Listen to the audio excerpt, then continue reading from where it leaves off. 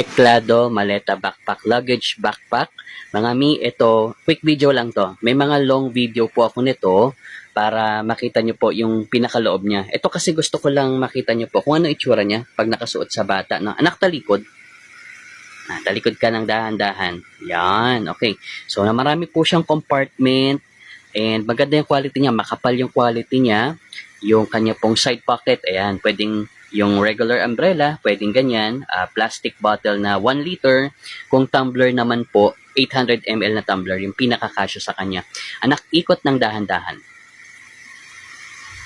Okay, para makita natin yung shoulder pads niya. Yung shoulder pad, makapal po. Ayan, tignan niyo po. Makapal yung kanyang shoulder pad and then mesh yung kanyang material para hindi na iipunan ng pawis sa likod, no? Para iwas asim ng pawis at saka iwas pulmonya. Marami pang ibang kulay. And ito kasing bag na to, ipapagamit ko to sa anak ko kasi nga magdamag na siya sa school. Grade 5 na siya, upper grader na po siya. Napakadami niya pong libro and notebooks na dadalhin.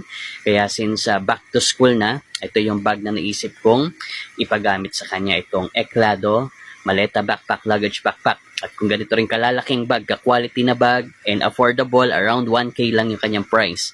Ang hanap niyo mga mami, ayan, dito ko nilagay sa may yellow basket. Diyan ka makakapag-check out.